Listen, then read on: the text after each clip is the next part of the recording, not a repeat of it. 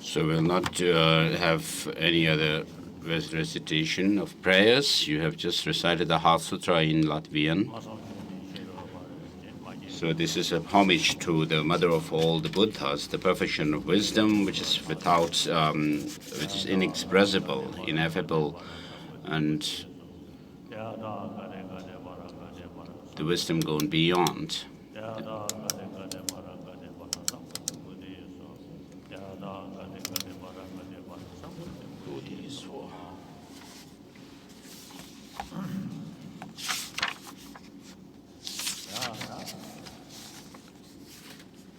So, in the Bodhisattva Charyavatara, Shantideva says, though they wish to get rid of suffering, they run after suffering. Though they want happiness, they destroy it as if destroying their own enemies. So all who have the experience of pain and pleasure do not want suffering but want happiness. And particularly the people on this earth, the 77 billion people on this earth, all do not want suffering but want happiness. They are all equal in that respect.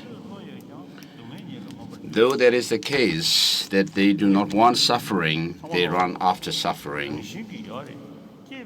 So right from the beginning of our life, when we were born, we have this desire to be happy and not to have suffering.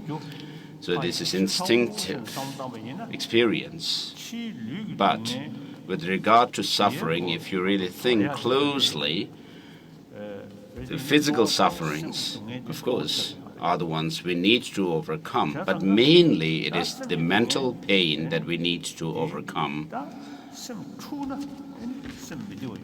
So when your mind is disturbed, when you are unhappy, for example, if you are very angry, overcome with anger or jealousy, you will have unhappiness in mind. And also fear gives rise to this mental suffering.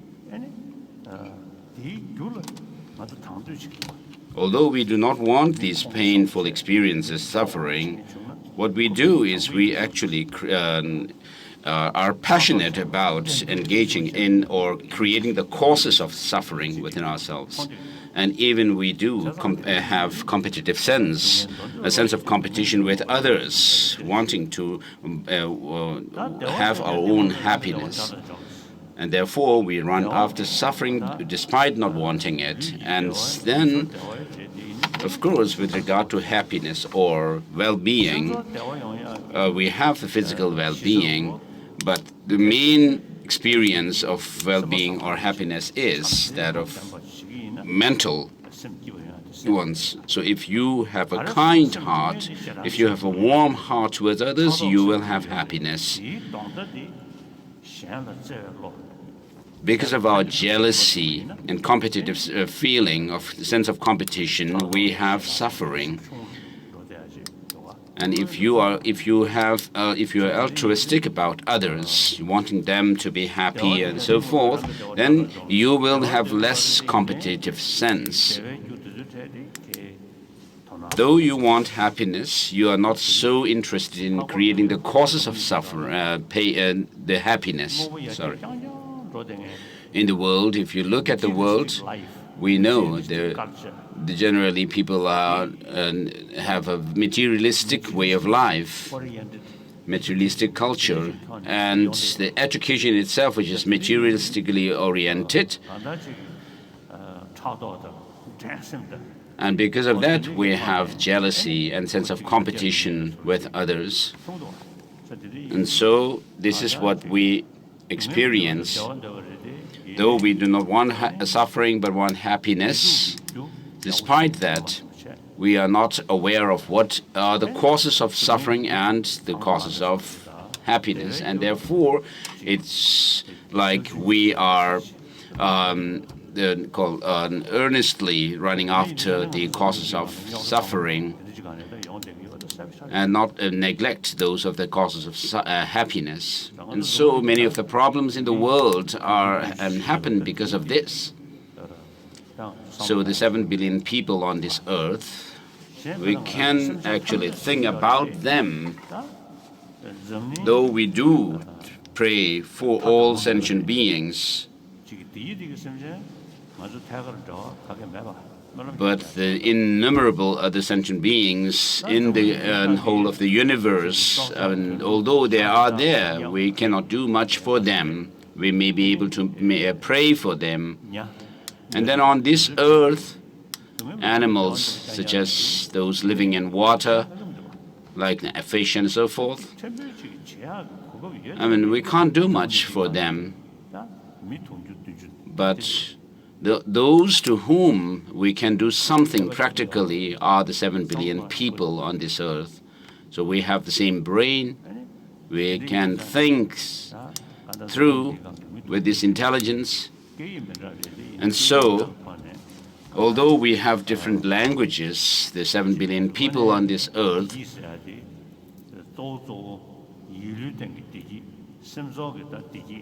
the main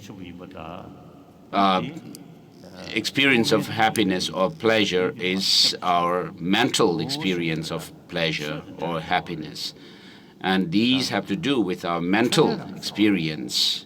And we do not need to talk about religion as such. If you have a calm mind and so forth, we will have better physical health. So these days I talk about hygiene of emotions, or regarding hygiene of physical hygiene. We do have courses in the school systems and so forth. So of course the Buddha does talk about liberation and so forth, nirvana and so forth, but here, what I'm talking about is the 7 billion people who do not want suffering but want happiness. If we could share the knowledge about how to create happiness and overcome suffering, of course they can understand us because of the language. And even the scientists say that if you are overcome with great anger, very strong, intense anger, it actually depletes our immune system.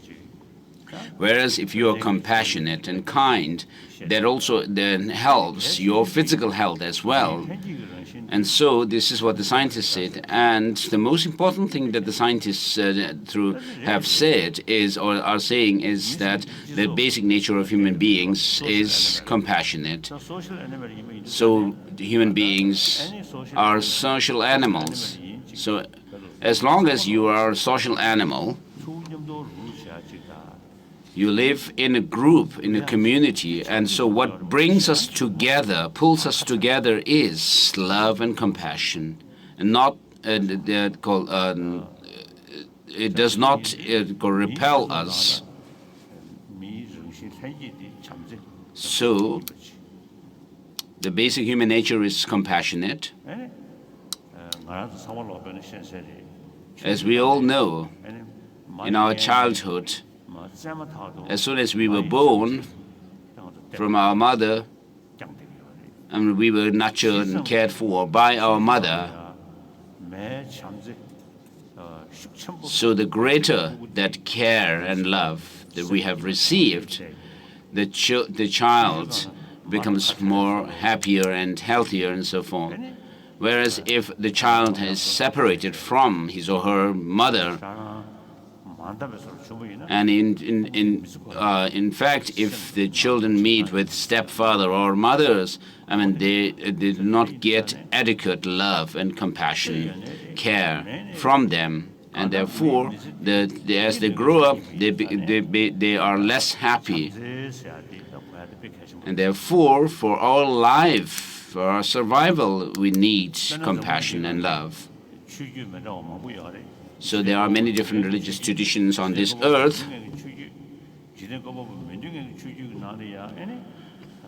and those religions which there are those religions which believe in a creator God, and those that do not believe in creator God. And within this later, there are those who assert some kind of independent self or soul, and those who do not. And so whichever religion you follow, all of them have the same message. They emphasize this importance of love and compassion. And so the Creator God, the theistic religious traditions, followers of the theistic religion say that God is infinite love. So God is not, they do not say God is of infinite anger or anything like that. And these religions are within the human society, and because human beings love that of compassion and love, and therefore all the religions also teach these. And with regard to the peace in the world, in order to have true and real peace in the world, we need peace of mind. For that, we need love and compassion, with which we can have peace of mind. And if you do not have love and compassion, you will not have peace of mind, and there will not be peace. So everywhere people talk about peace in the world peace, but for that we need to have mental peace. And for that, we need to make transformation within our mind. And for that, we need to see the advantages of love and compassion and the disadvantages or shortcomings of anger and other destructive emotions. And then accordingly apply those means that bring about happiness. So wherever I go, I tell people that as human beings, we need to be loving and compassionate beings. And then these religious traditions have their different philosophical ideas. So despite the philosophical differences, all of them teach the same message of love and compassion, and also to promote that, we are taught that of tolerance or patience. I have many friends from the religious traditions such as Christianity, Jews, and Islam. And so if you really, I see that if they really practice their own religion sincerely, they are quite a different people. And so I usually make difference between respect and faith. You can respect all other religious traditions, whereas your faith is for your own religion. You should keep faith in your own religion.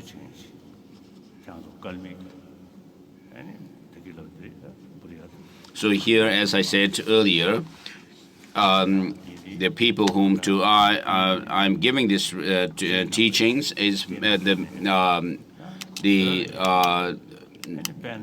those who are followers of the tradition or Buddhist tradition, their ancestral religion as their ancestral or traditional religion, and you are following the Sanskrit or Nalanda tradition.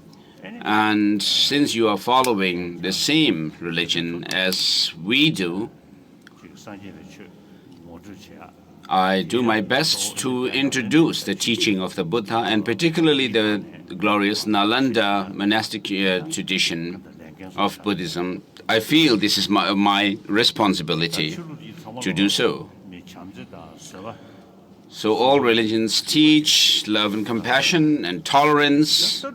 In that sense, they are the same, but there is difference, of course, in philosophical ideas amongst them. So as I said before, there are those of theistic and non-theistic religious traditions. And so the first group can comprise of Christianity, Judaism, Islam, and then also some Hindu traditions. And then those of non-theistic traditions are Sankhya, non-theistic Sankhya school, Jainism, and Buddhism. And so, according to these three religious traditions, self has no beginning. And so, they do not talk about the Creator God as such. So, although Buddhism also do not assert a Creator God, what the Buddha has said is that you are your own master. So, of course, if you believe in a Creator God, then you pray to that Creator God to fulfill your goals of happiness and so forth. Whereas, according to the non-theistic religions, it is said that it is in your hands whether you will have experience happiness or not. And so the non-theistic Sankhya school, Jainism and Buddhism are the three religious traditions which do not assert a Creator God. So of these three, those of the Sankhya, the non-theistic Sankhya and Jainism, though they do believe in past and future lives, they also assert an independent soul or self. And when they talk about life after rebirth, this body has not come from the past life.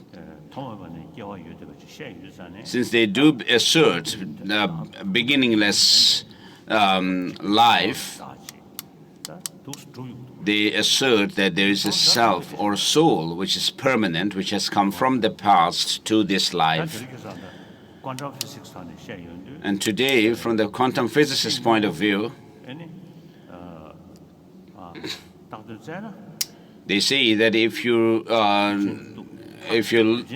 try to analyze the external objects by breaking the things up down to the smallest particles, atomic particles, subatomic particles, and so forth, they say that nothing can be found objectively, and therefore they say nothing is externally or objectively existent. It depends on the observer, which is internal matter. So in the Buddhist tradition also, there is this assertion that nothing exists externally. The Chittamatras say that the perception of blue and the blue color itself arise from the same substance, and therefore the blue as such does not exist externally, but it is just a reflection of the imprint of the perception of that blue color. And so the quantum physicists also say that it depends whether there is something or not is dependent on an observer. And so they say as long as there is an observer, there is an observed object. Whereas while saying this, they have not yet analyzed what that observer is. Whereas in Indian tradition, there is already analysis into what the observer or who the observer is. And therefore, in the Indian religious traditions, even before Buddhism came to India, there was Jainism. Jainism came quite slightly before Buddhism. And so since they reject any creator God, they talked about disciplining or training one's mind through shamatha, the calm abiding, and vipassana. So mainly it is the vipassana through which one makes transformation within oneself. So these traditions emphasize that of development of single-pointed concentration, seeing the shortcomings of external objects to which we become attached and so forth. And so, so on the basis of these Indian traditions, that of Buddhism also developed. So what Buddhism says is that there is no such an independent soul or self as asserted by the non-Buddhist schools. Whereas what the Buddha has said, or Buddhism says, is that based on our ignorance, which is a misconception of reality, we have some kind of a fabricated or exaggerated outlook on things, mental conceptual constructs, and on the basis of these, then the mental afflictive emotions, mental afflictions such as attachment and so forth arise. And so the Buddha discovered that there is no independent self or soul, and therefore as soon as he became enlightened, he said, I have found this nectar-like dharma, or truth, which is peaceful, profound, peaceful, unfabricated, and clear light. And if I was told to teach this to others, no one will understand me, and therefore I will remain silent in the forest. And so what this says is that of the Buddha discovered that of selflessness.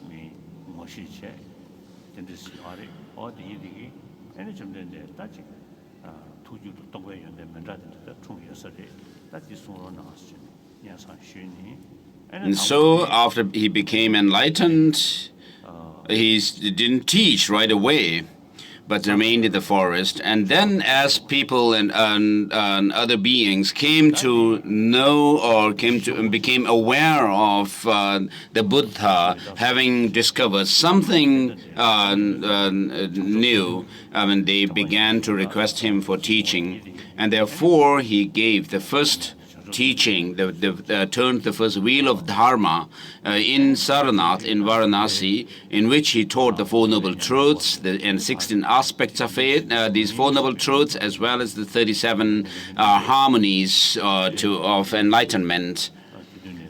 And of course, Vinaya was also taught at that time.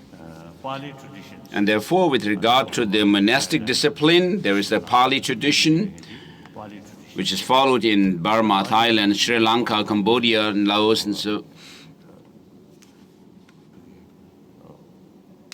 they follow the Pali tradition, so which is related with the first turning of the wheel of Dharma.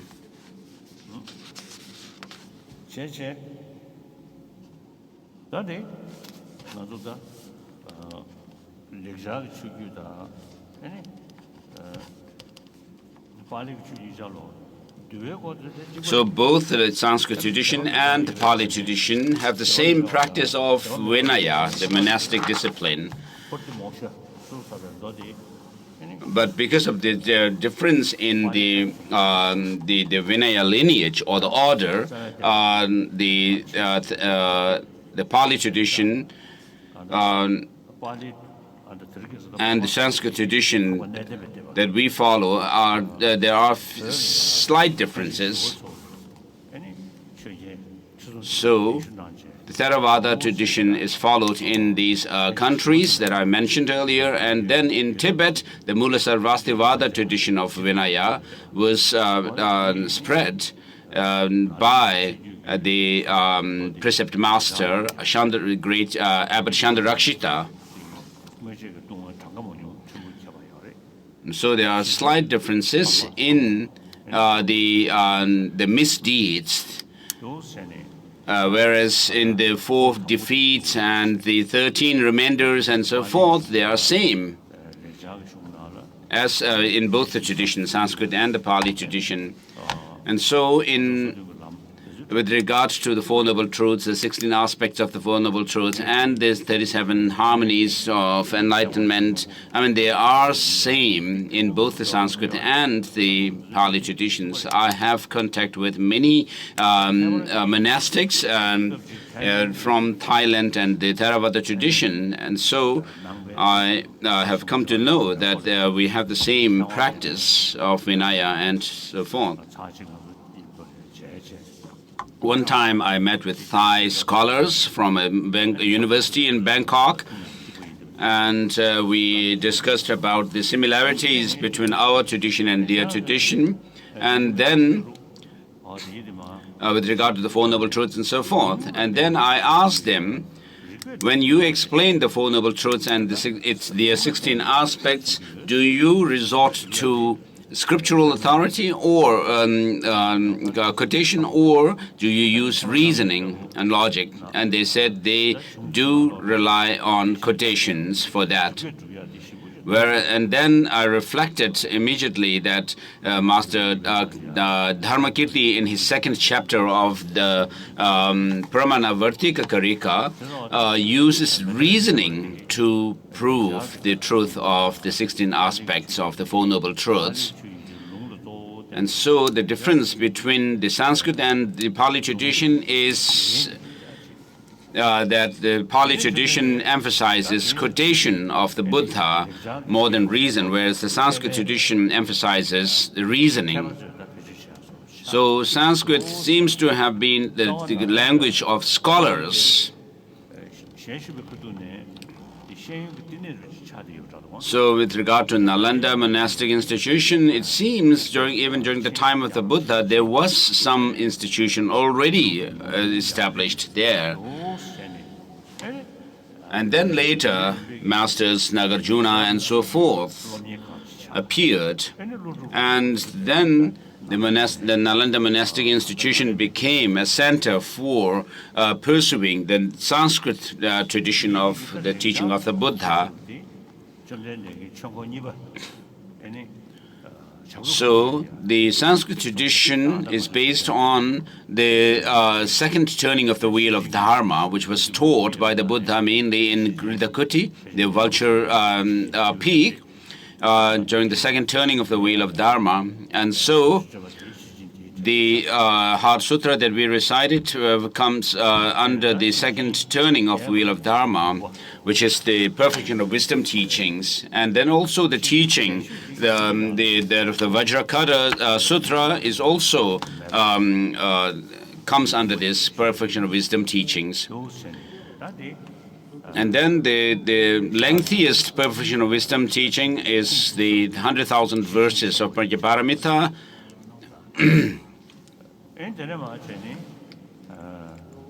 And so the Sanskrit tradition is based on the second turning of the wheel of Dharma, the perfection of wisdom teachings, and then also the Buddha gave other teachings, such as the third turning of the wheel of Dharma, which was taught in Vaishali. And within the third turning of the wheel of Dharma, there is this aspect of third turning of the wheel of Dharma where the Buddha has taught that what are known as the three natures, the dependent, the imputed, and the consummate nature. And so these were taught with certain aspects of the phenomena in the mind. The Buddha taught the Sandhi Nimochana Sutra, whereas the other aspect of the third turning of the wheel of Dharma is the Tathagata Garbha Sutra, based on which Maitreya taught that of the Mahayana Uttara Tantra, which gives the 9 analogies and 9 reasonings. So it seems the Adi Yoga in Dzogchen teaching seems to be related with seems to combine the theme of the second turning of the wheel of Dharma, which is emptiness of objects, and then the third turning of the wheel of Dharma, which is the of the clear light nature of mind, as taught in the Tathagata Garbha Sutra.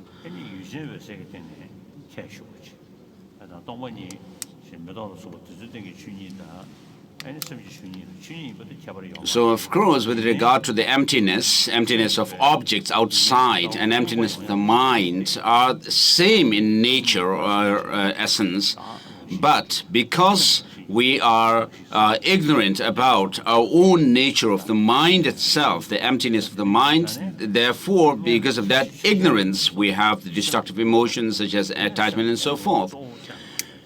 And so the Buddha emphasized that of the emptiness of the mind itself rather than the emptiness of other objects.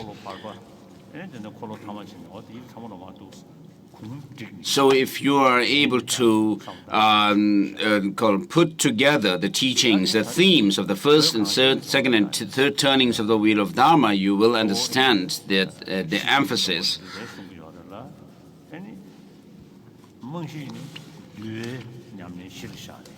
So in Tibet, we have the fundamental practice of Vinaya, the monastic discipline. And on the basis of that, we have the practice of the Mahayana, that of the Bodhicitta, and then there is the secret practice of the Tantrayana. And so, Tibetan Buddhist tradition comprised the entire teaching, the complete teaching of the Buddha.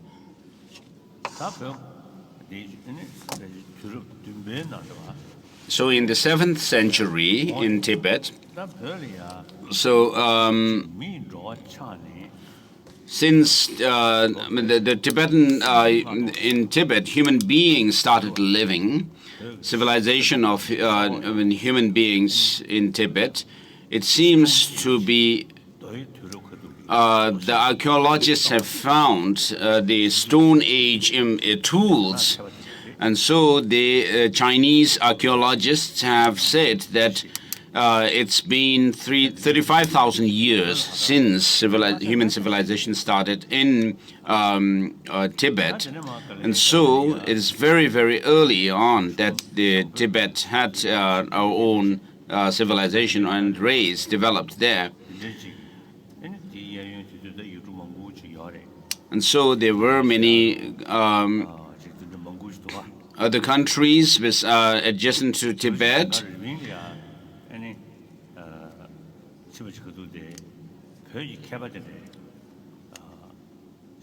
So when I was one time in Japan, we had Japanese Tibetologists. I was attending a meeting, and they were talking about Khotan and other kingdoms in those old times. And they were all looking towards Tibet as their role model, they told me. And then in the Chinese historical accounts, it is said that during the 7th, 8th, and 9th centuries, there were 3 kingdoms or empires: Chinese Empire, Mongol Empire, and the Tibet Empire. So the Chinese paid more attention to political affairs, whereas Tibet has paid more attention to spiritual side, and the Mongols to military affairs. So this is according to the Chinese historical account that this is said. So Tibet is, historically an old nation. And then during the 7th century, during the time of the Songtsen Gampo, the Emperor Songtsen Gampo, the Songtsen Gampo married Chinese princess, and many of the culture and Chinese culture were also copied. And then from Xinyan, the famous Zhou statue in Lhasa was brought to Tibet. And then during the 8th century, when Trisong Detsen, the then Tibetan emperor, was thinking of spreading and establishing Buddhism on the Tibetan soil, he started bringing the Buddhism from India. And before that, of course, the Tibetan script was devised during the time of Songtsen Gampo, based on Indian letters. So if we look at an old stone inscriptions from the Ashoka pillars and so forth, we can somehow read some of those letters as they have similar form as Tibetan writing. And so in the 8th century, when Tsong Detsen thought of bringing Buddhism from from China to, from India to Tibet, he thought of he invited Master Chandarakshita. And regarding Master Chandarakshita, Indian historians say that he lived to the ripe age of 90, but some Tibetans say that he lived 900 years, which may be not quite true. So we have still the chin bone of Chandarakshita in Tibet, and we could do some forensic analysis on his chin bone, jawbone, and so we could tell how long he lived and when he lived. So when he first went to Tibet, he was already in his 70s. So in any case, he went to Tibet, and based on his past prayers and aspirations, as well as the prayers and aspirations of the Tibetan emperor and Guru Padmasambhava, they gathered in Tibet.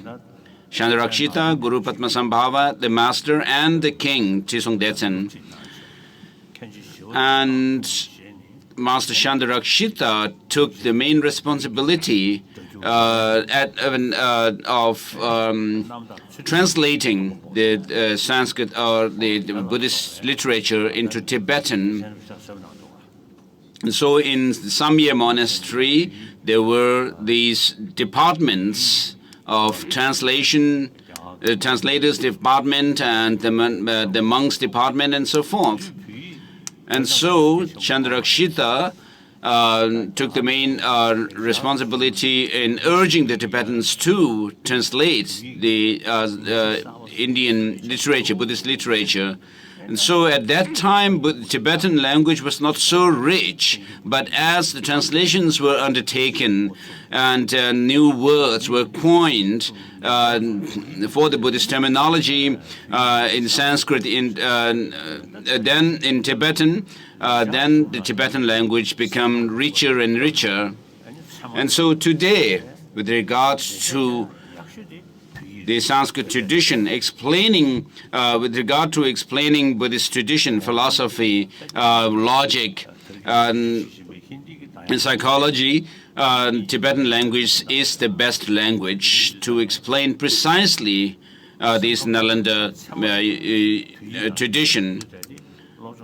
So other languages like English or modern Hindi are not adequate for that yet. And so the many Indians are taking interest and paying attention to the literature that we have in our language today. And so it is due to the kindness of Master Chandarakshita that we have this tradition of studying Buddhist philosophy rigorously using logic. Of course, other Buddhist countries have a literature on Vinaya and also Sutra and so forth, but it seems in other countries they do not have much literature on Buddhist logic, whereas the texts on Buddhist logic and epistemology that were written by Master Dignaga and Dharmakirti are in Tibetan translation. And based on these texts on logic and epistemology in Sanskrit, and then Master Sakyapandita also wrote his text called The Treasury of Logic. And it seems that Chaba Choja Sengye before him also left a good, quite a bit of legacy in terms in the tradition of debate. dialectical debate. And so there were many Tibetan masters in the old tradition, Nyingma tradition, and then also in the Sarma tradition, such as the masters of Sakya, Ngorpa, and Tsarpa in the Sakya tradition itself. And then from Marpa Lotsawa, we have the lineage masters of the Kagyu tradition. And then George or Atisha, from him we have the Kadam, old Kadam tradition, within which there are the three strands of Kadam Shungpawa, Lamrimpa, and Mengakpa. The scholar, Shungpawa tradition are those of the following scriptures or the literature treatises, and then the stages of the path tradition, and then the Pith instruction tradition of Kadam. So in Tibet, we have actually explained and presented, demonstrated the teaching of the Buddha through logic. And so for that, in that process, we first will go through that of the practice of listening to the teaching or studying the teaching, and then on the basis of what we study, we reflect on it and gain conviction in the teaching, and accordingly develop the experience through meditation. And so we combined these three processes of listening or studying, reflection, and reflecting on the teaching, and meditation on the teaching. And so all the Tibetan Buddhist traditions, starting with Nyingma and so forth, follow the Nalanda monastic tradition. And we have in the past supplication to the masters such, who were known as the 6 ornaments and 2 sublime masters. And amongst them were absent those of Chandrakirti, Buddhapalita, Chandrakirti, Bhavaviveka, Chandradeva, and so forth. And so on top of those 8 traditional Nalanda masters that we used to pray to, I added 9 and made up 17 Nalanda masters, of whose writings we do study. And these are the masters who have explained the teaching of the Buddha through reason and logic, these 17 Nalanda masters, and their writings are what we have still extant to study. And therefore, masters Dignaga and Dharmakirti, their writings are very important in our study of the Buddhist tradition. And so amongst all the followers of the Buddhist traditions, it is only the Tibetan Buddhist tradition which has the complete teaching of the Buddha today, comprising Sutra and Tantra. And then with regard to the Mongol, ethnic Mongolians, Mongol people, I mean, there were many great scholars. In my own lifetime, there were many masters like these, the Mongolian masters like Sopo Cherdak and Tubden Nyima and so forth. And so there in the Gelug monastic institutions such as Sera, Drepung and so forth, there were the great scholars, truly great scholars from these Mongol, ethnic Mongol regions, the 3 republics of the Federation of Russia that I mentioned earlier. And later, of course, there was a lot of decline in your regions and also Mongolia. And so in Tibet also, we went through great tragedy. And in Mongolia and these 3 republics, also you went through a great tragic situation in history. But in the recent years, you have been able to pay attention to the teaching of the Buddha and to study them, to pursue study of the teaching of the Buddha. And therefore in India, in our monastic learning institutions, we have people from the three republics of the Russian Federation, as well as people monks from Mongolia, Outer Mongolia as well. And so these students of Buddhist philosophy who are studying and pursuing their studies in our monastic institutions would do a great service in the future to the Buddha Dharma in your own regions. And so, with regard to the teaching of the Buddha himself has said, the munis, or the able ones, do not wash away the sins of sentient beings, nor do they remove their suffering of sentient beings with their hands, nor do they shift or transfer their own realization into them, what the Buddha is saying is that he cannot remove our suffering, nor can he wash away our sin or the non-virtuous actions. So suffering cannot be removed with his hands, and the sin cannot be washed away with water, and his own realization cannot be gifted to people. This realization of compassion and so forth cannot be gifted or transferred into others. So then how do Buddhas serve sentient beings? It is by teaching the truth, the reality as it is, that the Buddha lead beings to liberation. So this is about the teaching of the Four Noble Truths, which can be divided into two groups. Those that pertain to that of samsaric existence and those that pertain to the purified state of nirvana.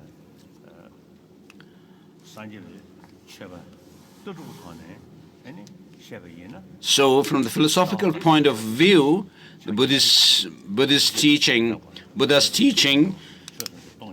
comprise of the four, what are known as the four seals of Dharma, which is to say that all contaminated things are in the nature of suffering. Everything that is comes through cause and conditions are impermanent, and that there is no self, and nirvana is peace. So if you do not understand these four seals of the Dharma, you may be wearing the monastic robes, but you, from the philosophical point of view, you are not a Buddhist as such, a practitioner of Buddhism as such. So what we need to do is study the teaching of the Buddha and understand the truth and the reality as taught by the Buddha. And so what is that about? Master Nagarjuna has said that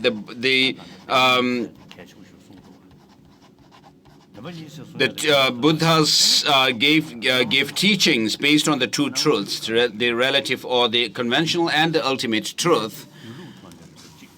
And so what this shows is the appearance and reality of how things are. So quantum physicists also talk about the appearance of things and the reality. They make distinction between these two. I knew one Indian nuclear physicist, Raja Ramana, who once told me that with regard to quantum physics, the concept of quantum physics, it is something new that has developed in the West recently, whereas in India, this theory or the concept of quantum physics was already there, already existed 2,000 years ago. And he was actually quoting some lines from Master Nagarjuna's text. And so Indian spiritual traditions already talked about the appearance and reality. So we should not be content with the appearance of things, but we need to go to the deeper reality of how things really are.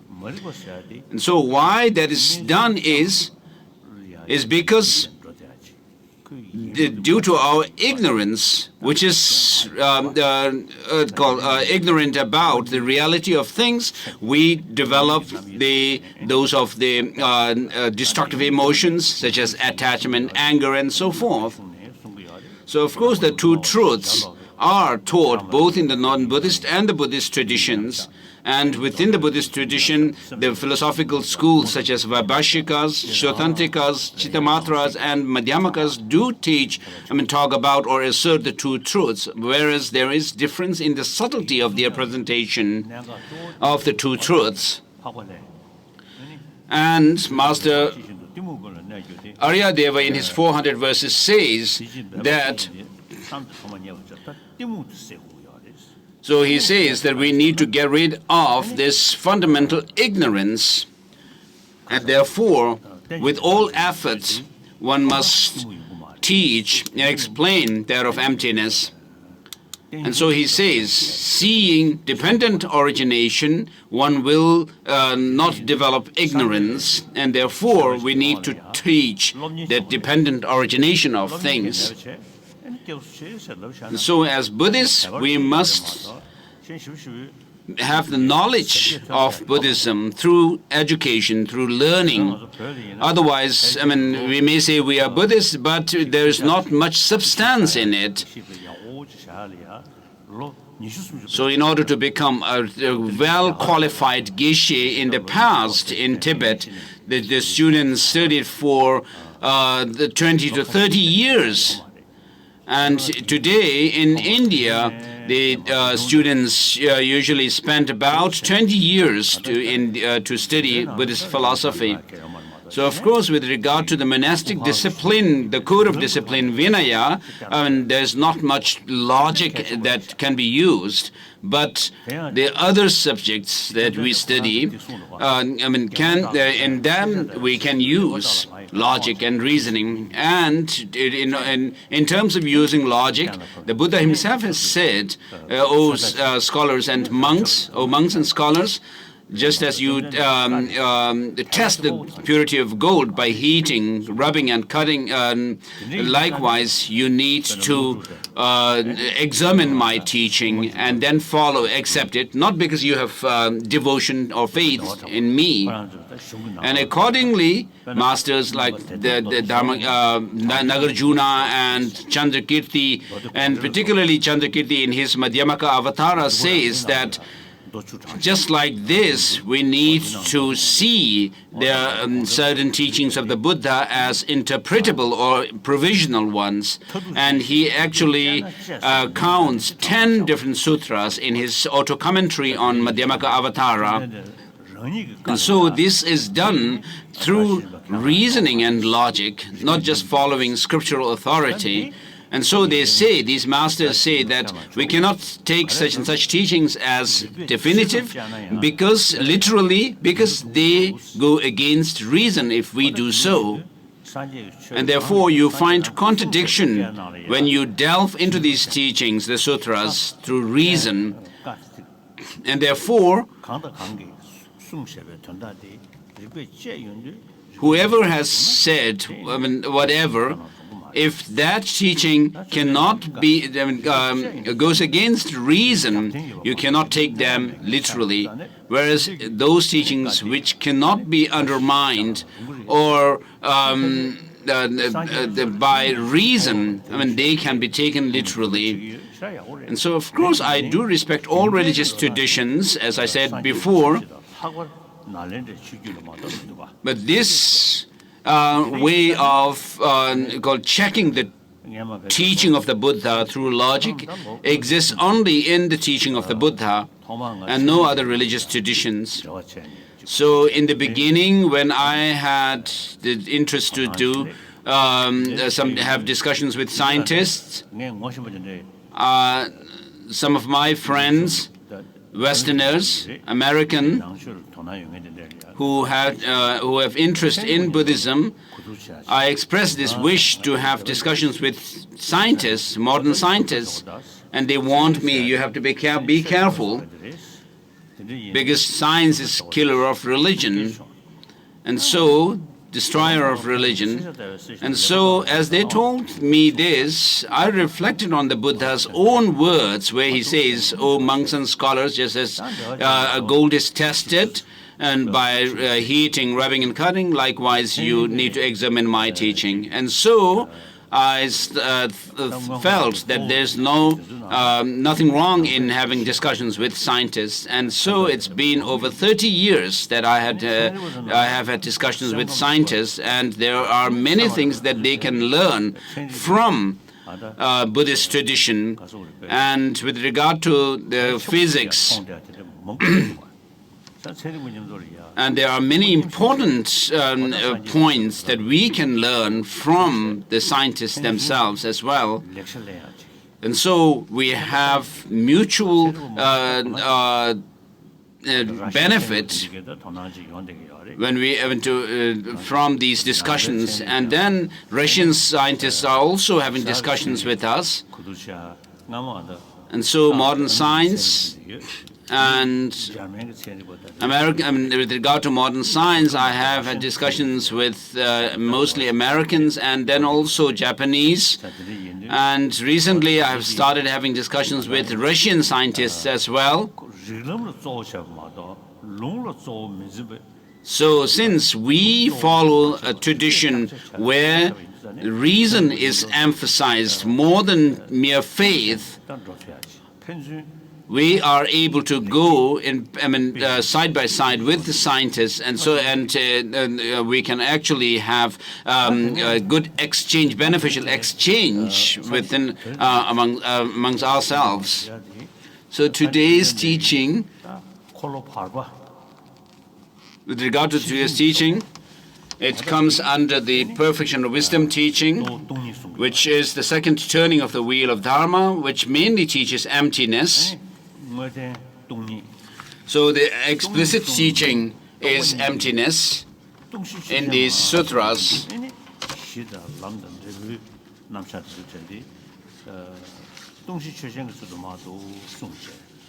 And whereas those of the basis, the path, and the results are used as the basis of emptiness, on which emptiness is established. So with regard to this explicit teaching, which is emptiness, Master Nagarjuna and has made it clear, explicated that teaching in his writings. Whereas the implicit teaching, which comprise those of the path, the basis, and the result, the progression along the path, I read it was explicated by Maitreya, and so regarding Maitreya, I read in one of the commentaries by Wenzik, a Korean master of the past, who has written a commentary on Sandini Mochana Sutra, unraveling the thought of the Buddha. He mentions Maitreya as a human son of human parents. So it seems there was Maitreya, a human being, as well as a Maitreya who is a deity. So we usually have the 5 treatises of Maitreya, and particularly the Abhisamaya Alankara, ornament to the ornament of clear realization. It seems some people are waving their hands. Maybe they are not hearing the translation. Which language are they listening to? Please check. Check. Please check which language they need or they are listening to.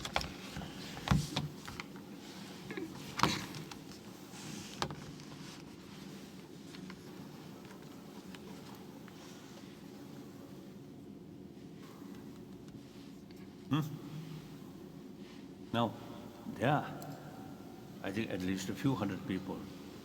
So there seems to be a few hundred people no translations who waved their hands, indicating they could not hear the translation. Okay.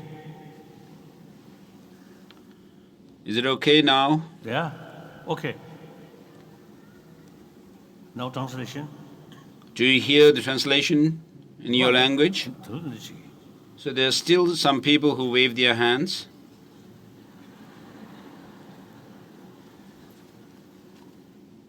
This or this? Is it thumbs up or down?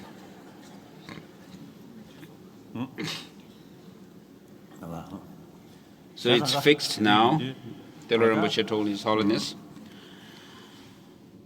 So with regard to the teaching of the Buddha, the implicit teaching that are taught in this perfection of wisdom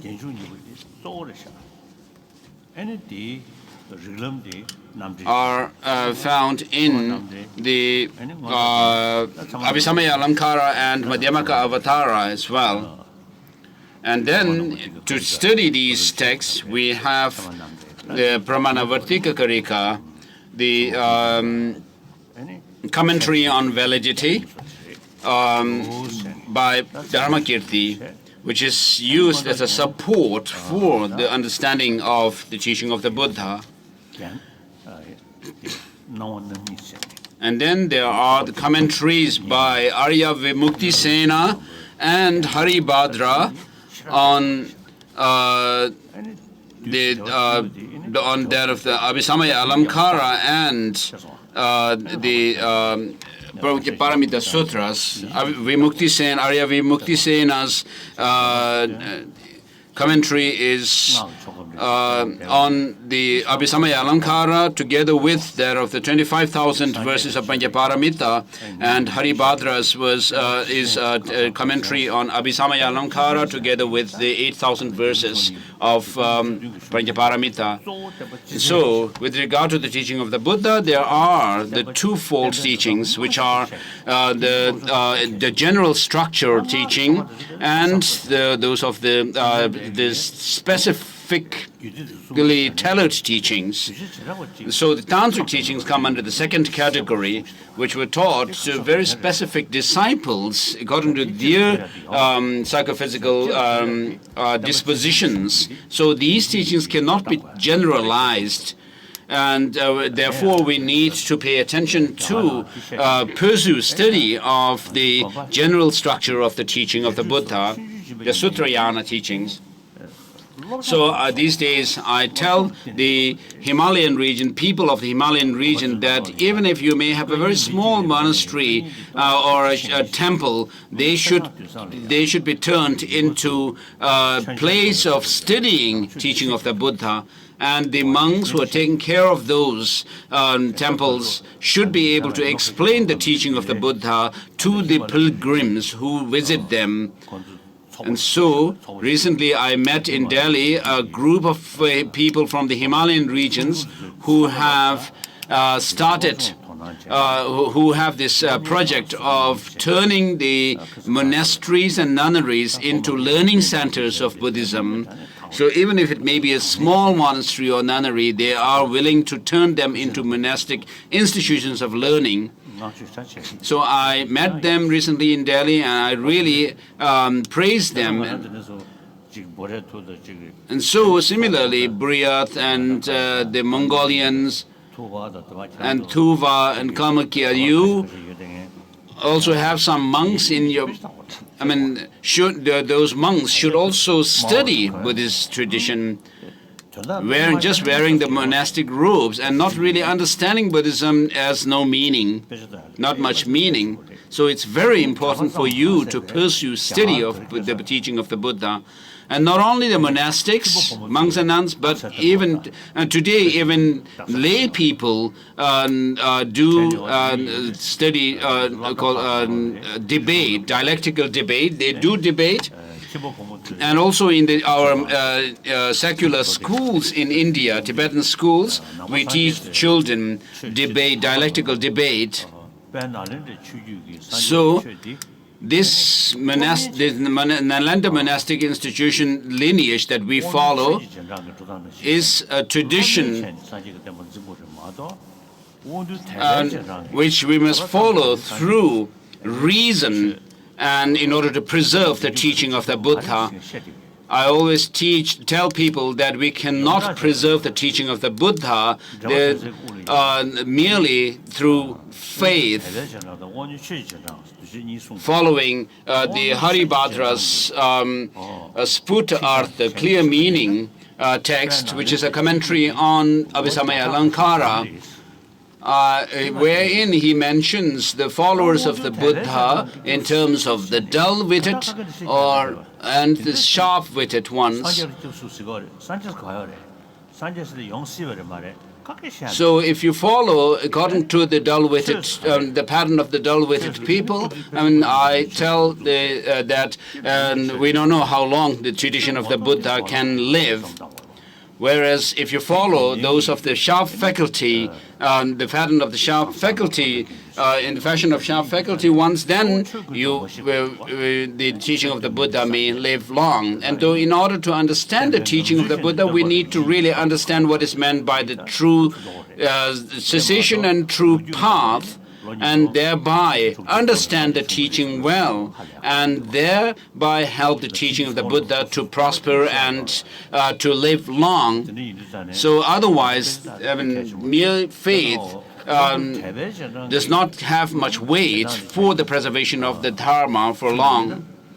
So if you really follow the teaching of the Buddha on the basis of mere faith, which is the way the dull faculty ones follow the teaching, I don't know how long the teaching of the Buddha will survive. Who will really follow those who base themselves merely on faith? So it will not help you to transform and to subdue your mind, and it will not help for the preservation of the teaching of the Buddha as well. So if you follow the fashion of those of the sharp faculty, you can actually have discussions with the scientists because of reasoning that you follow. So in this way, you can help in preserving the teaching of the Buddha for long, and therefore it is important for you to study the teaching of the Buddha, and it will be good to help the students in schools also to study the teaching of the Buddha. So with regards to the philosophy and logic, you do not necessarily need to consider them as religion as such, but you can consider them as academic, intellectual subjects. So philosophy and logic can be academically studied. So whether you are a believer or not, these will help.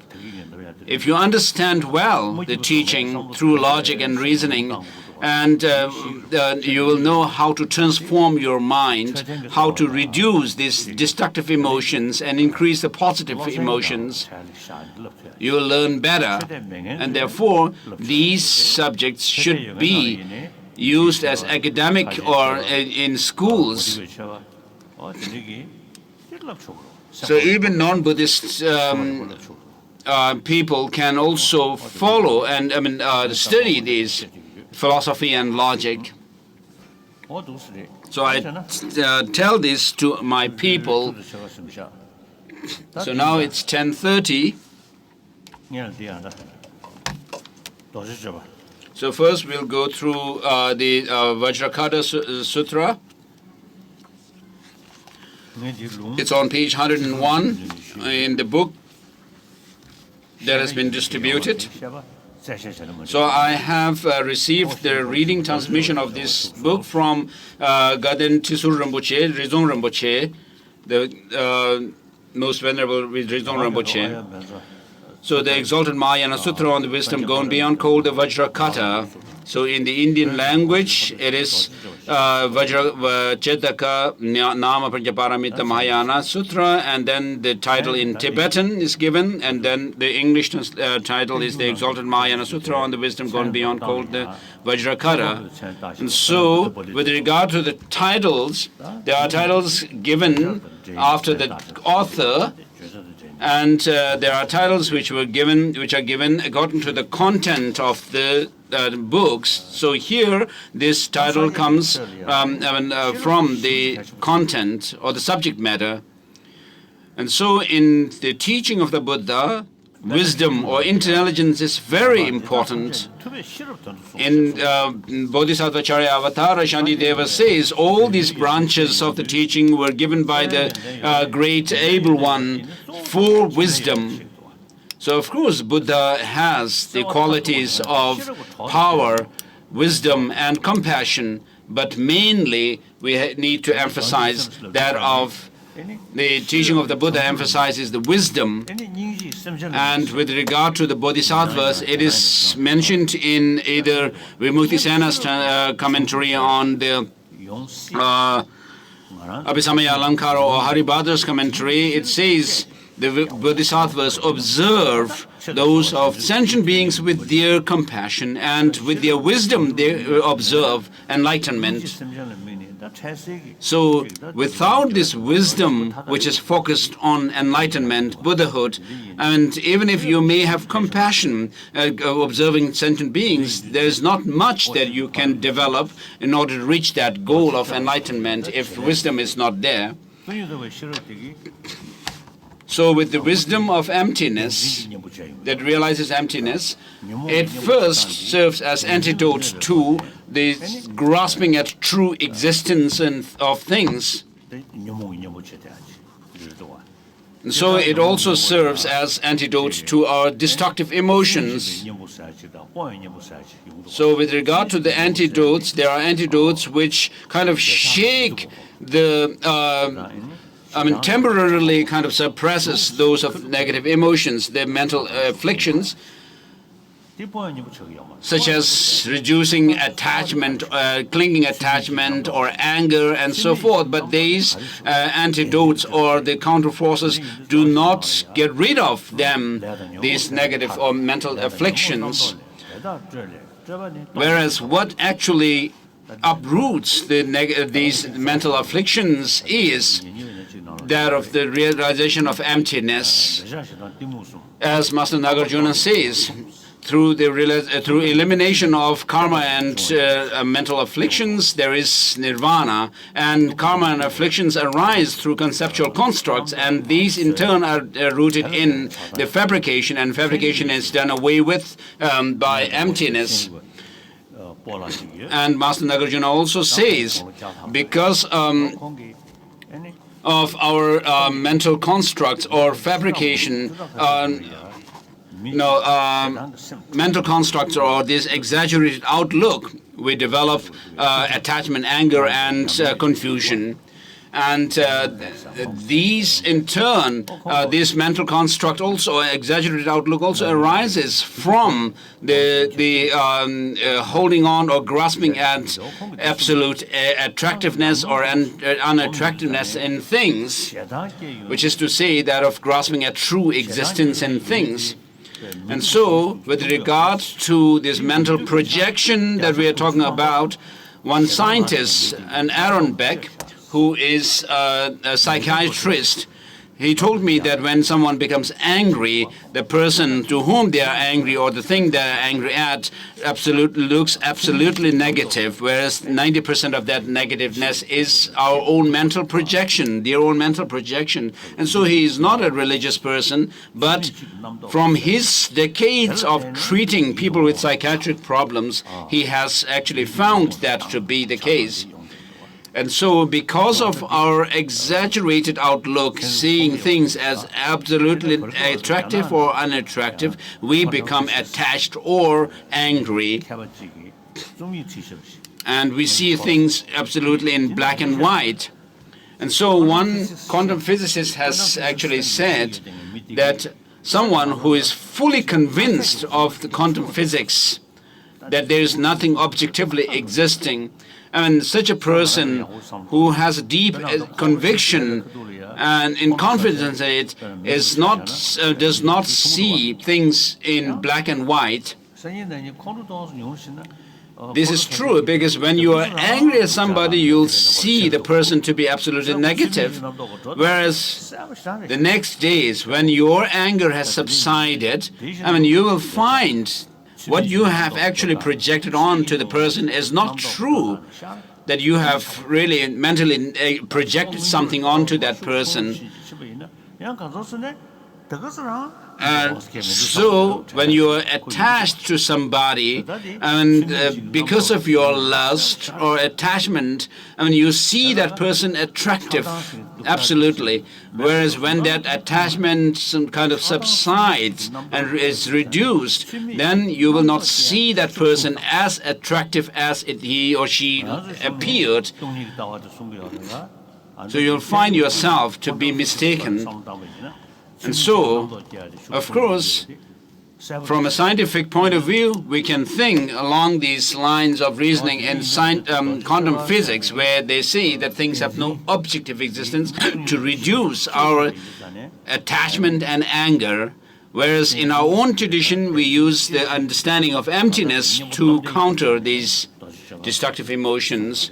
And so this Vajra Kata means that the Vajra refers to that of the wisdom of emptiness, which cuts the root of afflictive mental afflictions, and therefore it is called, the title is given, this title is given. So of course, in order to do away with mental afflictions, there is no need of bodhicitta as such. Whereas in order to get rid of even the obscuration to knowledge, you need to have the support of bodhicitta for that of the wisdom of emptiness. So I prostrate to all the Buddhas and Bodhisattvas. Thus did I hear at one time that Bhagavan was dwelling at Shiravasti in the grove of Prince Jetha in the garden of Anathapindata, together with a great Sangha of bhikshus of 1,250 bhikshus and a great many Bodhisattva Mahayanas, Mahasattvas. Then in the morning, having put the lower and upper Dharma robes and carried the begging bowl, the Bhagavan entered the great city of Shiravasti to request alms. Then, having gone to the great city of Shiravasti to request alms, the Bhagavan afterwards enjoyed the alms food, and having performed the activity of food, since he had given up alms of latter food, put away the begging bowl and upper robe. He washed his feet, sat upon the prepared cushion, and having assumed the cross-legged posture, straightened the body upright and placed mindfulness in front. Then many bhikshus approached to the place where the Bhagavan was, and having reached there, bowing their heads to the Bhagavan's feet, circumambulated 3 times and sat to one side. Also at that time, the Venerable Subhuti, joining that very assembly, sat down.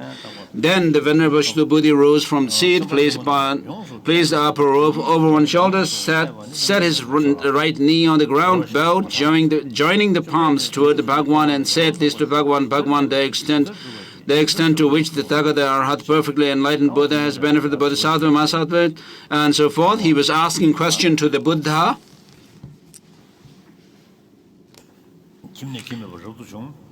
So having become a monastic, leaving home to homelessness, and then following the 4 principles of the monks, the Buddha sat in meditation, and then the Subhuti was asking how to go deeper in one's meditation to uproot that of our negative emotions, the mental afflictions. So how practice, how control the mind. So it says, Sugata, it is astonishing. Bhagavan, how should one who has correctly entered the Bodhisattva vehicle abide? How to practice and how control the mind. And so as Vasubandhu says, there are only 2 ways in which the Dharma can be preserved and promoted: by study and practice. So that was said, and the Bhagavan said to the Venerable Subhuti, Subhuti, well said, Subhuti, it is so. The Tathagata has benefited the Bodhisattva Mahasattvas with the highest benefit. The Tathagata has entrusted the Bodhisattvas, Mahasattvas, with the highest entrustment. And so first the Buddha gave teaching on emptiness, and then entrust the teaching to his disciples. and so, such as Subhuti, and then says that as long as these teachings survive in the world, it must be preserved. This teaching on emptiness must be preserved. So in this way, the Buddha entrusts the teaching. So this is about entrustment of the teaching to his disciples. Subhuti, therefore, listen properly, retain it in mind, and I'll explain you how one who has correctly entered the Bodhisattva vehicle should abide, how to practice, and how to control the mind. Having replied, Bhagavan, so be it. The Venerable Subhuti listened in accordance with the Bhagavan, and the Bhagavan said, Subhuti, here one who has correctly entered the Bodhisattva vehicle should generate the mind of enlightenment. Take thinking this, as many as are included in the category of sentient beings, born from egg, born from womb, born from heat and moisture, born from miraculous leaf, with form, without form, with discrimination, without discrimination, without discrimination, but not without subtle discrimination, the realm of sentient beings, as many as designated by imputation as sentient beings. So in other words, these are talking about those of the desire realm, form and formless realms, the realm of sentient beings, as many as designated as by imputation as sentient beings. So here it is by imputation, designated by imputation, shows that the sentient beings are designated, imputed, or by the designations. And so sentient beings do not have any self-sufficiently self-sufficient existence, and so they are imputed or designated. All those I shall cause to pass completely beyond sorrow into the realm of nirvana without remainder of the aggregates. Although limitless sentient beings have thus been caused to pass beyond sorrow, or no sentient being whatever has been caused to pass. So this actually talks about the ultimate reality. So when you do the ultimate analysis into the nature of things, I mean, nothing, of course, is there, such as sentient beings do not exist. Sentient beings who are to attain nirvana and so forth do not exist. They are merely imputed. Why is that, Subhuti? Because if a bodhisattva engages in discriminating a sentient being, he is not to be called a bodhisattva. Why is that, Subhuti? If anyone engages in discriminating a sentient being, or engages in discriminating a living being, or engages in discriminating a person, they are not to be called bodhisattva. Further, so with wisdom, this is related to what I mentioned earlier, observing enlightenment with wisdom. Further, Subhuti, a bodhisattva gives a gift without abiding in a thing, gives gifts without abiding in any phenomena whatever. A gift should be given not abiding in visual form. A gift should be given not abiding in sound, smell, taste, tactility, or phenomena either. Subhuti, without abiding in discriminating anything whatsoever as any sign, does a bodhisattva give a gift. Why is that, Subhuti? Because the heap of merit of that bodhisattva who gives a gift without abiding with Subhuti is not easy to take the measure of. Subhuti, what do you think about this? Do you think it is easy to take the measure of space in the east? Subhuti replied, Bhagavan, it is not so. The Bhagavan said, Subhuti, similarly, do you think it is easy to take the measure of space in the south, west, north, above, below, the intermediate directions and the 10 directions? So, whatever practices one undertakes, they are merely designated, and therefore they do not have any intrinsic ultimate reality. So Subhuti replied, Bhagavan, it is not so. The Bhagavan said, Subhuti, similarly, the heap of merit of that bodhisattva who gives a gift without abiding is also not easy to take the measure of. Subhuti, what do you think about this? Is one viewed as Tathagata due to the perfect marks? Subhuti replied, Bhagavan, it is not so. One is not viewed as Tathagata due to the perfect marks. Why is that? Because that itself, which the Tathagata called perfect marks, are not perfect marks. He replied thus, and the Bhagavan said this to the Venerable Subhuti. So we, of course, can see those of the major and minor marks of a Buddha. They do appear to us, but they appear as if they have some kind of a defined, absolute, defined characteristic of their own.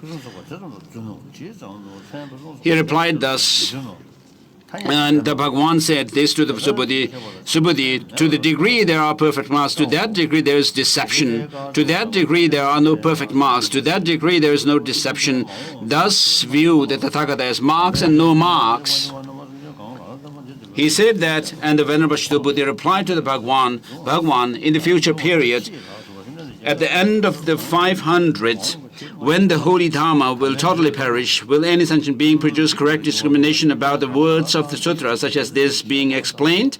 The Bhagavan said, Subhuti, do not say what you have said. In the future, at the end of the 500, when the holy Dharma will totally perish, will any sentient being produce correct discrimination upon the words of the sutra, such as this being explained? Moreover, Subhuti, in the future, at the end of the 500, when the holy Dharma will totally perish, there will be the Bodhisattva, Mahasattvas, endowed with morality, endowed with qualities, endowed with wisdom. Subhuti, those Bodhisattva, Mahasattvas, moreover, will not have made homage to just a single Buddha.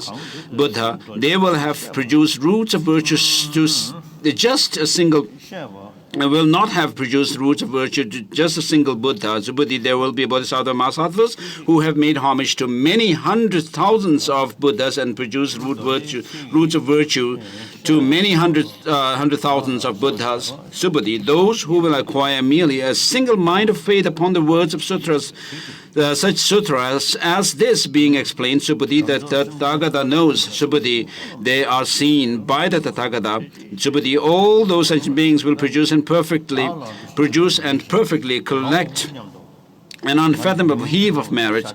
Why is that, Subhuti? Because those Bodhisattva Mahasattvas will not engage in discriminating as self. And so they do have this awareness that there is no independently existing self.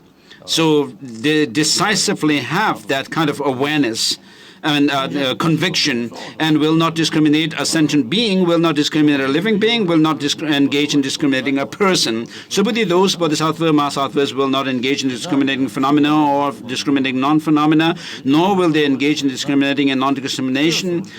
Why is that, Subhuti? Because if those Bodhisattva Mahasattvas engage in discriminating phenomena, that itself would be then would be of them grasping at self and grasping at sentient beings, grasping at living beings, grasping at a person. As long as there is, as Master Nagarjuna says, as long as there's grasping at psychophysical aggregates, there will be grasping at persons or beings.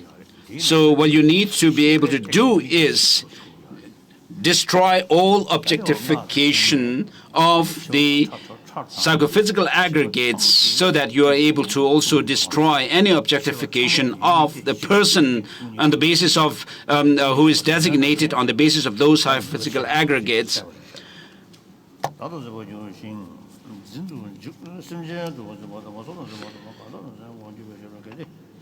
Because even if they engage in discriminating phenomena as non-existent, that would be of them grasping a self and grasping a sentient being, grasping a living being, grasping a person. Why is that? So further, Subhuti, because a Bodhisattva should be not wrongly grasp phenomena, nor grasp non-phenomena.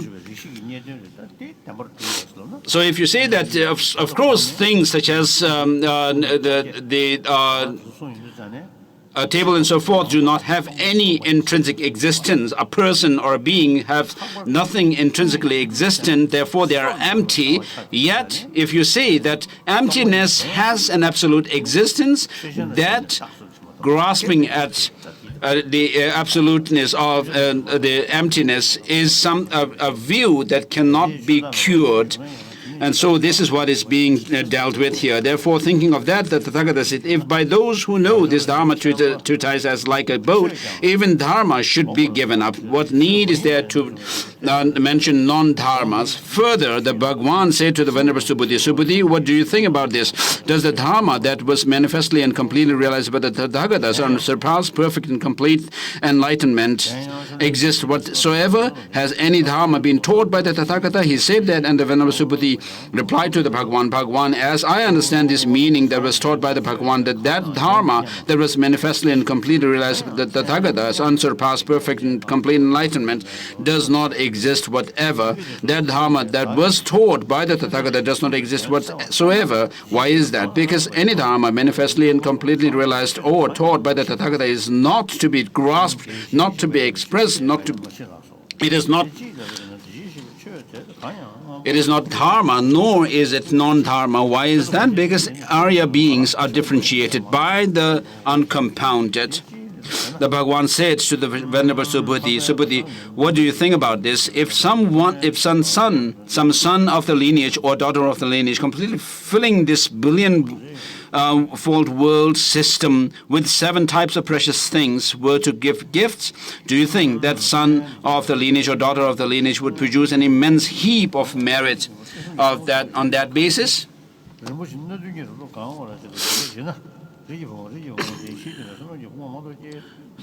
Subhuti replied, Bhagwan, immense. Sugata, immense. That son of the lineage, daughter of the lineage, would produce an immense heap of merit on that basis. Why is that? Bhagwan, because that very heap of merit is not heap. So when you do analyze and try to search for the identity of the heap, there is nothing, the merit, there is nothing that can be found. So Chandrakirti says, just as a chariot cannot be found when you analyze into its analyze its path, nothing can be found. Yet the things must be imputed or accepted as designated. Otherwise, your view of, if you say that things can be have some true existence even after searching for the identity, then that shows that things can have some true existence. And conventional things can actually stand the test of the analysis of ultimate reality. So Buddha replied, Bhagwan, it's not so. Why is that, Bhagwan? Because, and so forth. So in order to attain the state where you have overcome both the stains of afflictions and then also knowledge, obscuration to knowledge,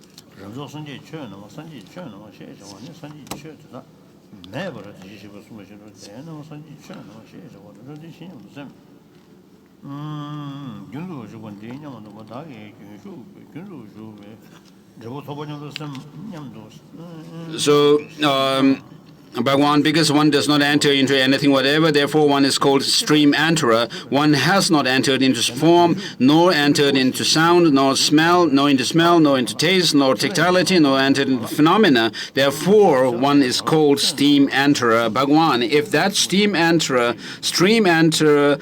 were to think, I have attained the result of stream enterer, that itself would be a grasping of that as a self, grasping as a sentient being, grasping a living being, grasping as a person. The Bhagwan said to Buddha, what do you think about this? Does the once returner think I have attained the result of once returner? So Buddha replied, Bhagwan, it's not so. Why is that? Because of the phenomena of entry into the state of once returner does not exist whatsoever. Therefore one says once returner. The Bhagwan said, Subhuti, what do you think about this? Does the non-returner think I have attained the result of non-returner? Subhuti replied, Bhagwan, it is not so. Why is that? Because the one phenomena of entry into the state of non-returner does not exist whatever. Therefore, one stays non-returner. The Bhagwan said, Subhuti, what do you think about this? Does the Arhat think I have attained the result of Arhatship?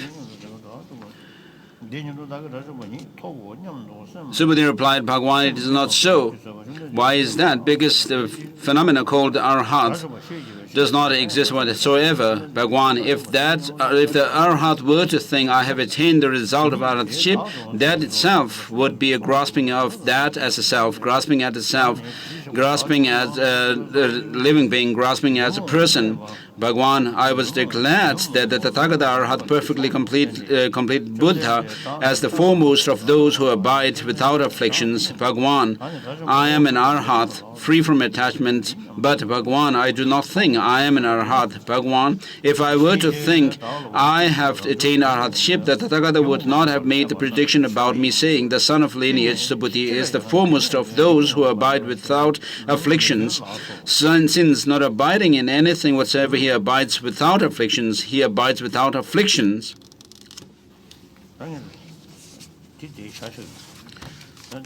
So I'll stop there and continue with this tomorrow. I think we stopped on page 108.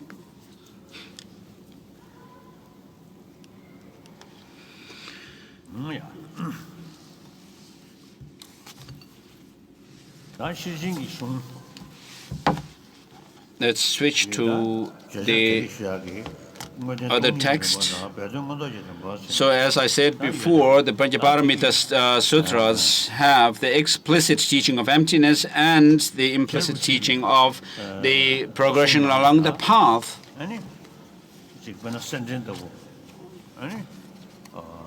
In Rinpoche's writings, such as the Golden Rosary, which is a commentary on Abhisamaya Alankara, and the Perfection of Wisdom Sutras, of course, which is a great treatise that he wrote. But with regard to that of the view of emptiness, the Madhyamaka view of emptiness, that commentary on Abhisamaya Alankara is slightly, as it was written in the earlier part of his life, it has a different flavor of his understanding of emptiness than his later writings on the Madhyamaka view, such as the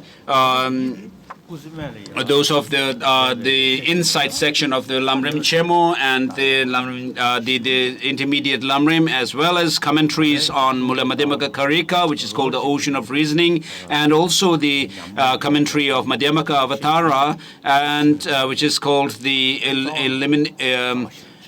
Illumination of the Thought, and then his writing of the Tangye Lekshen Yingpo. And these are really helpful in countering one's grasping at true independent existence in things. From my own experience, I have found them to be really beneficial. And so Rinpoche himself undertook extensive study of the Dharma and also took great pains in reflecting on the emptiness, teaching of emptiness. And he had a vision of Manjushri when he was in Gadong. And when he asked questions on the Madhyamaka view, and relating his own experience, and he asked whether his view falls within the Prasangika tradition or the Savatantrika Madhyamaka view, and the Manjushri replied saying none of these two. And so Manjushri advised him to study the texts of Nagarjuna and his disciples and followers, spiritual sons, and then gave teachings, some instructions on the meditation on emptiness. And he advised Master Tsongkhapa to go through the practice of purification and accumulation, purification of negativities and accumulation of merit. And so if you combine these, the study and practice of purification and accumulation, well, then you will soon realize emptiness correctly. And therefore, Je Rinpoche left everything behind, leaving his students to whom he was teaching extensively, and went to live in the seclusion. And so when he was advised to leave as a hermit, Je Rinpoche was concerned if people would criticize him for leaving his students behind, and Je Rinpoche was told by Manjushri that whether you will be able to benefit sentient beings or not, I would know it. If people criticize you, practice patience. And therefore, accordingly, Je Rinpoche left the monastery and engaged in the practice of purification and accumulation of merit, and read Master Nagarjuna's treatises as well as the commentaries by his disciples and followers. And when he was reading the Buddha Palita,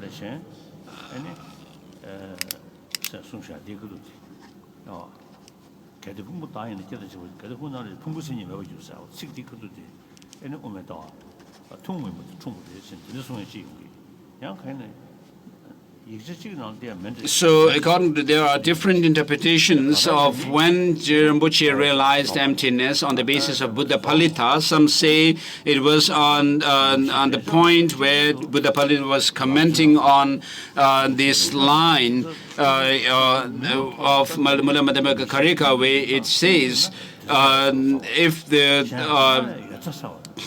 aggregates were the self and so forth, and others say if it was at the time when, at the point of commenting on this verse, which says if it were separate from the aggregates and so forth. So in any case, Je Rinpoche realized emptiness on the basis of Buddha Palita commentary on Mula Madhyamaka Karika, and then he gained a very special inspiration and admiration to the Buddha, and he wrote accordingly the praise to the Buddha for teaching dependent origination.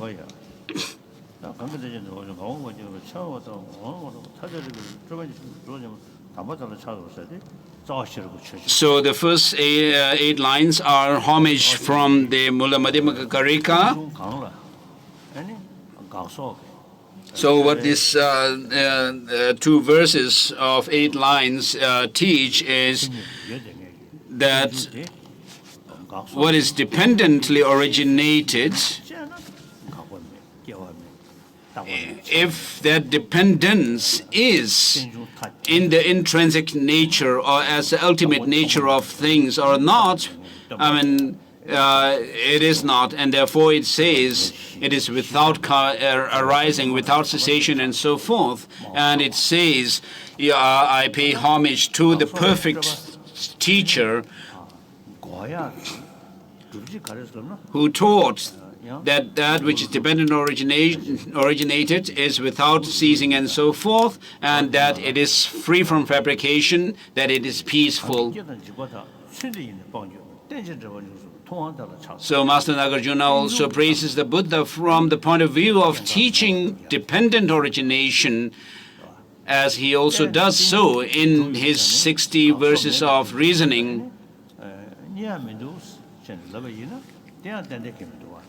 So it's not just saying that because things are dependently originated that you cannot find anything, but it is because things are dependently originated that they are empty of any inherent existence, and because of lack of inherent existence that you can say things are dependently originated.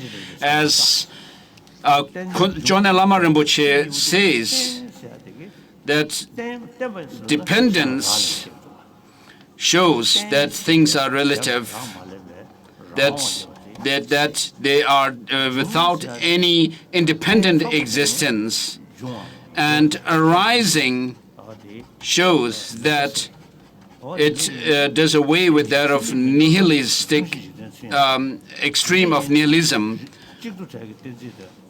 whereas dependence shows that of the lack of the eternalism.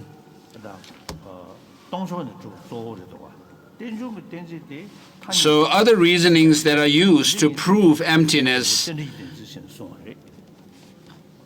are different from that of the reasoning of dependent origination. So by using the reasoning of dependent origination, you do away with both the extremes, whereas the other reasonings do not do that. So he who speaks on the basis of, so now we go through the text in praise of teaching dependent origination. He who speaks on the basis of seeing, this makes him a knower and a teacher unexcelled. So since the Buddha gives teachings from his own experience, knowing and realizing the dependent origination as it is, I mean, he has that unexcelled knowing or the knowledge. And because he teaches from that experience of the true knowledge of, he is the unexcelled teacher. Therefore, it says, I bow to you, O conqueror, you who saw dependent origination and taught it. So with regard to the reality of dependent origination or dependent arising, what it helps is whatever degeneration there is in the world, the root of all these is ignorance. You taught that it is dependent origination, the seeing of which will undo this ignorance. So all the teaching of the Buddha are meant for stopping all suffering from the root of it, from its root. So in other words, it is to overcome suffering of sentient beings. It's not just ceasing or overcoming suffering to a certain degree, but to go to the root of this suffering, which is ignorance, which holds on to or grasp at some true existence. And because it is the root of suffering, as it says, whatever degenerations there are in the world, the root of all this is ignorance. So in regards to ignorance, there is a mere ignorance, mere not knowing something, and there is a total misconception of reality. And so here it is this incorrect view of reality, the misconception. So this is totally an opposite of what reality is. What this ignorance holds on to is the opposite of what reality is. And therefore, as long as there is an ignorance which is ignorant and about the reality of things, there is always an opposite factor which can counter it. The knowledge of reality is what counters this ignorance.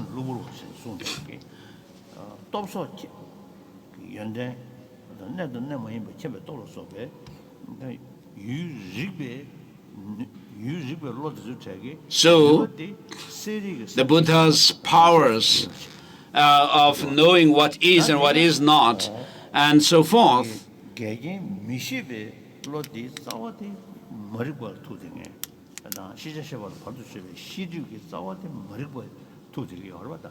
so all of this knowledge comes from that knowledge of everything. And of course, when there is an opposite of a knowledge, there is ignorance, there is always a counter force to it which can uproot it.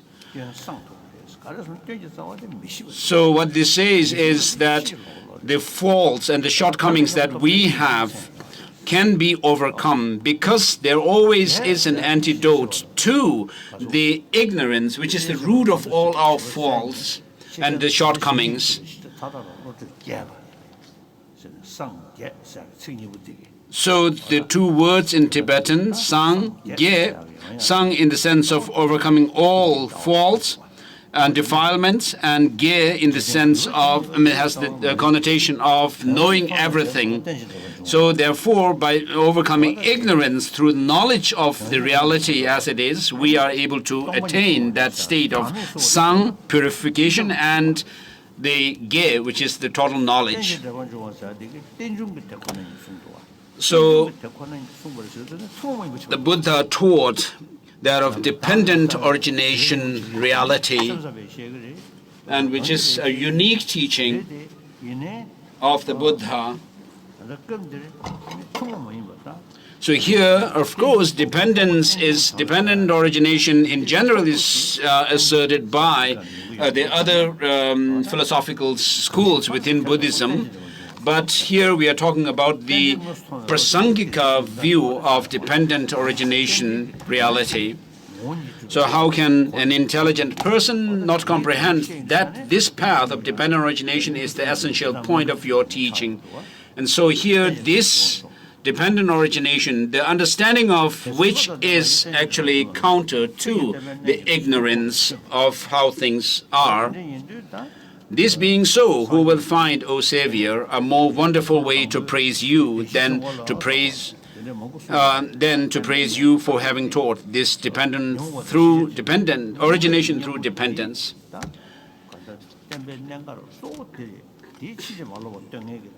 So the essential point of the teaching of the Buddha, beginning with the first sermon, the Four Noble Truths, is dependent origination. So that's why this fourth verse is said, whatsoever depends on conditions, that is devoid of intrinsic existence. What excellent instruction can there be more amazing than this proclamation? So what is the meaning of dependent origination? It says whatsoever depends on conditions, that is devoid of intrinsic existence. So with regard to dependent origination, there is dependence in terms of causality. How effects arise depends on causes. So the Savatantrika Madhyamakas also do use this understanding of dependent origination. And then the second dependent origination, which is that of the dependence on the parts, a whole depending on its parts, which the Savatantrika Madhyamakas use when they use the reasoning of the lack of one and many to prove emptiness.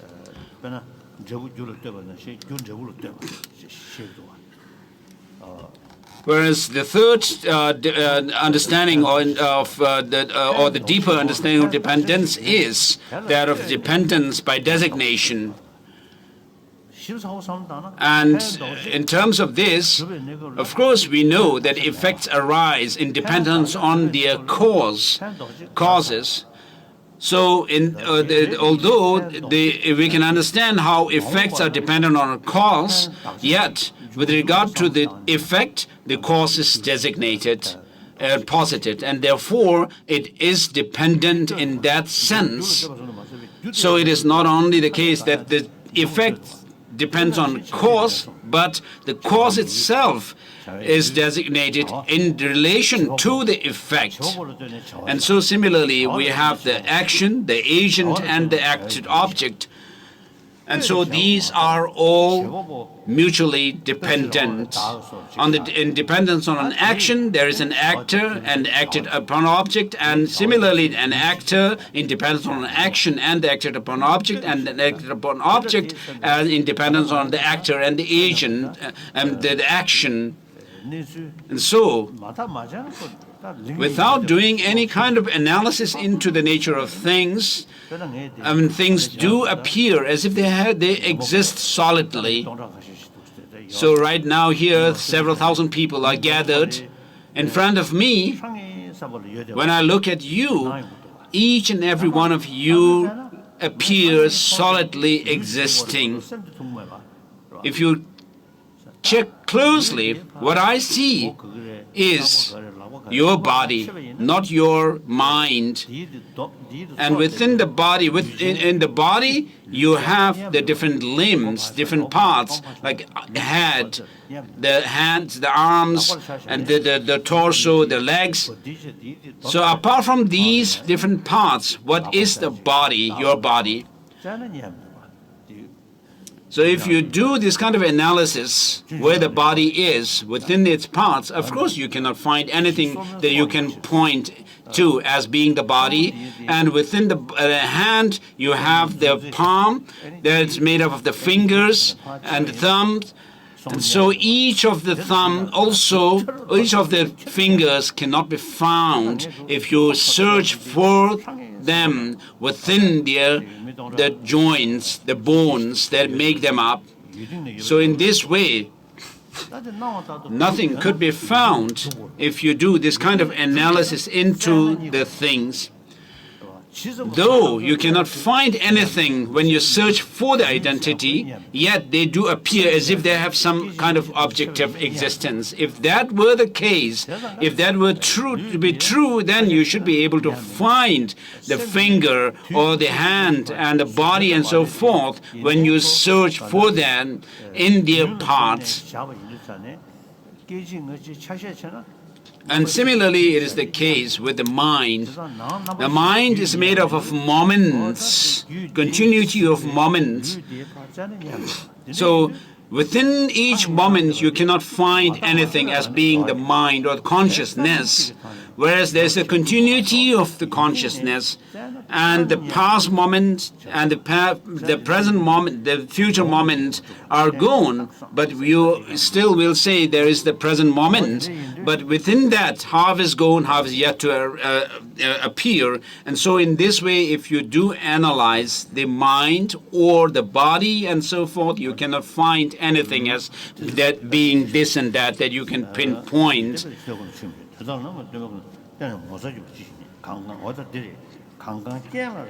So whatever depends on conditions is devoid of intrinsic existence. What excellent instruction can there be more amazing than this proclamation? So this sutra says what arises through conditions has no birth, and there is no nature or essence of birth in it. The one who understands this is a heedful.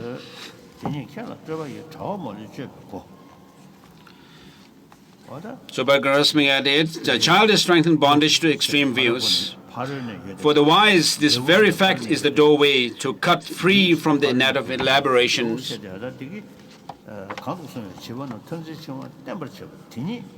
So what actually makes the childish hang on to some solid existence by seeing the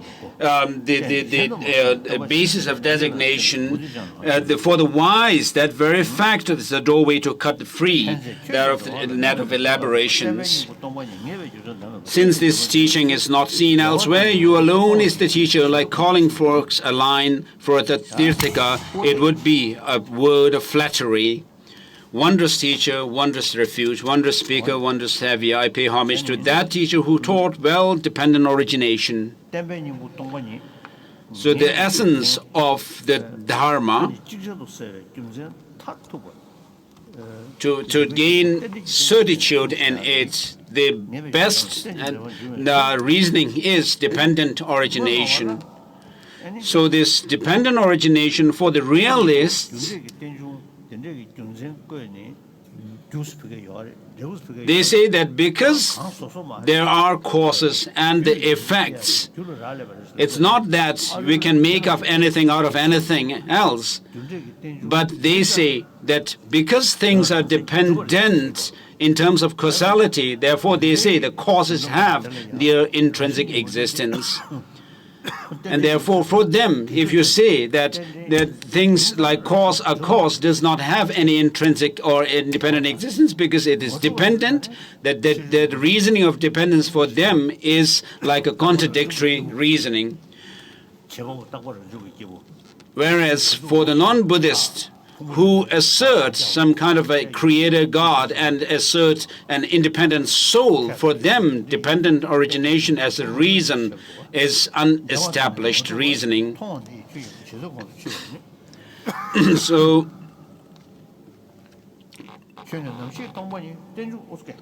To help heal sentient beings, O benefactor, you have taught the peerless reason to ascertain emptiness, the heart of the teaching. This way of dependent origination, those who perceive it as contradictory or unestablished, how can they comprehend your system? For you, when one sees emptiness in terms of the meaning of dependent origination, then being devoid of intrinsic existence and possessing valid functions do not contradict. So because things are established by way of dependence, they do not have any intrinsic independent existence. Whereas when one sees the opposite, since there can be no function in emptiness, nor emptiness in what has functions, one falls into the dreadful abyss you maintain. Therefore, in your teaching, seeing dependent origination is hailed, that too not as an utter non-existence, nor as an intrinsic existence.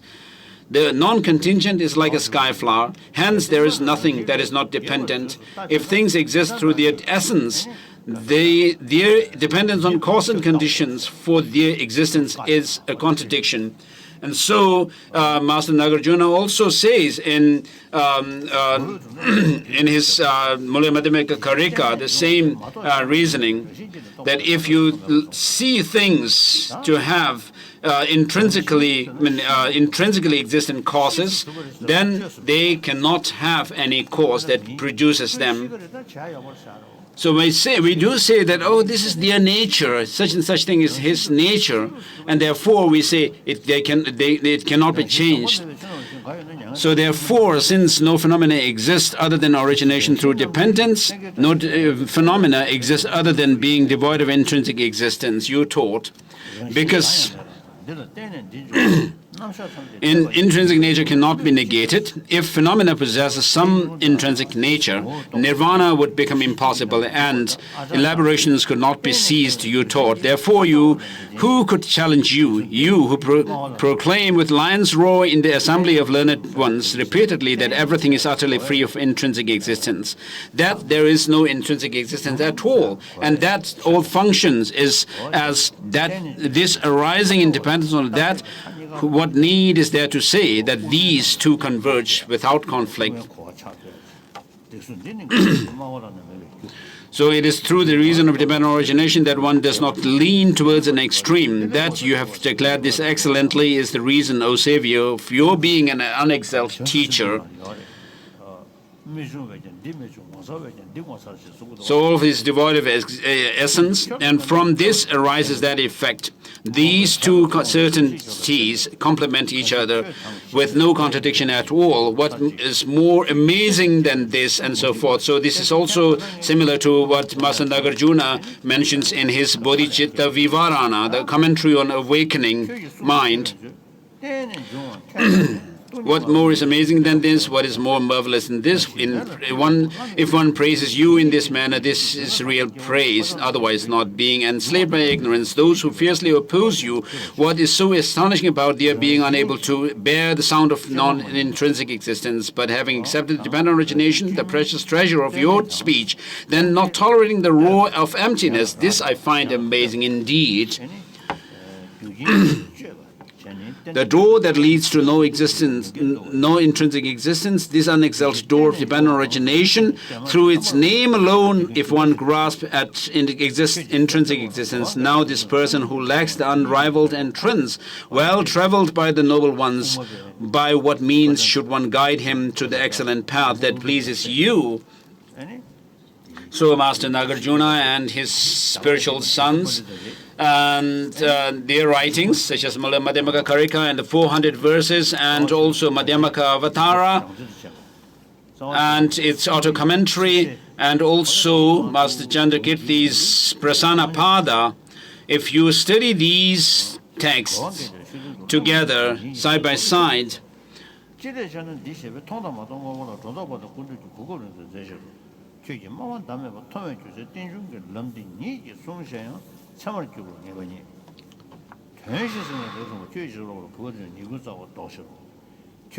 so verse number 31, 32,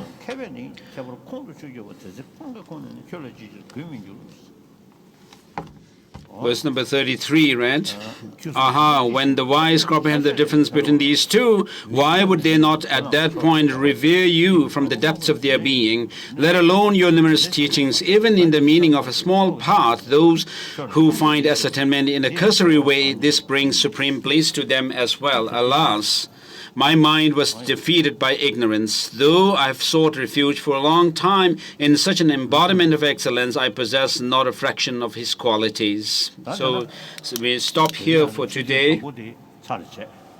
So first session is of the teaching this time is done.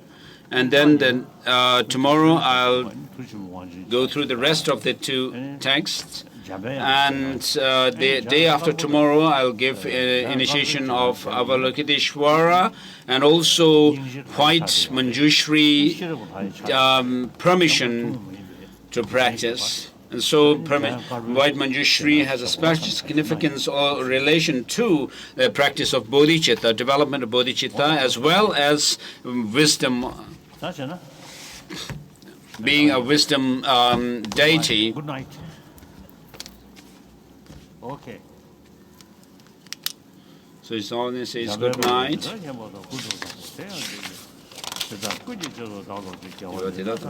Dedication verses. Dagi kewe tsawa digu nya sangpo che chirakto ngo warki. Chere sungwa seche kewe changar kanchi shiyong su kachin. Te san tengder yodo chawa su nando chunye samme tendre to shotum tu che suda.